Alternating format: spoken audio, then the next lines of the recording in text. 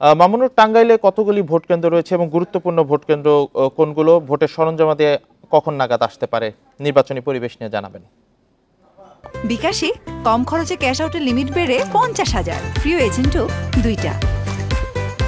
নির্বাচনের পরিবেশ বলতে ভোটের আগ পর্যন্ত কিন্তু কিছুটা উত্তপ্তই ছিল। আপনি জানেন যে আওয়ামী লীগের যেসব প্রার্থী রয়েছে তার অধিকাংশই হচ্ছে আওয়ামী লীগ সংসদীয় প্রার্থী, যে কারণে তাদের মাঝে কিছুটা উত্তেজনা ছিল।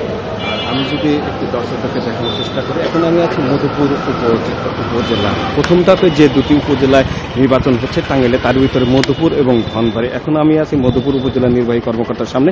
এখান থেকে কিছুক্ষণ পর ভোটের যেসব সরঞ্জাম, ব্যালট পেপার ছাড়া, অর্থাৎ ব্যালট পেপারটা ভোটের দিন সকালবেলা যাবে, আর বাকি যেসব মালামাল প্রয়োজন সেগুলি কিন্তু আজকে যাবে। এবং মালামাল নেওয়ার জন্য যেসব কর্মকর্তা রয়েছে তারা চলে এসেছে। আপনারা দেখতে পাচ্ছেন যে এখানে বিজিবি সদস্যরা চলে এসেছে, পুলিশের সদস্যরা চলে এসেছে এবং আনসার সদস্যরা এখানে রয়েছে। অর্থাৎ এই আইন শৃঙ্খলা রক্ষাকারী বাহিনীর উপস্থিতিতে বা তাদের তদারকিতেই এই মালামালগুলি আজকে চলে যাবে। তো আমি কিছুক্ষণ আগে কথা বলেছিলাম টাঙ্গাইলে যিনি জেলা নির্বাচন কর্মকর্তা রয়েছেন মোহাম্মদ মতিউর রহমানের সাথে। তিনি যেটা বলেছেন, নির্বাচন সুষ্ঠু ও শান্তিপূর্ণ করতে যেসব পদক্ষেপ নেওয়া প্রয়োজন তারা সকল পদক্ষেপ নিয়েছেন। এরই মাঝে এই উপজেলায় 5 প্লাটুন বিজিবি সদস্য মোতায়েন করা হয়েছে। এর বাইরে পুলিশ থাকবে, আনসার থাকবে এবং মোট 20 জন নির্বাহী ম্যাজিস্ট্রেট, প্রত্যেকটি ইউনিয়নে এবং পৌরসভায় একজন করে নির্বাহী ম্যাজিস্ট্রেট দায়িত্ব পালন করবে। আর 2 উপজেলায় 2 জন জুডিশিয়াল ম্যাজিস্ট্রেট দায়িত্ব পালন করবে।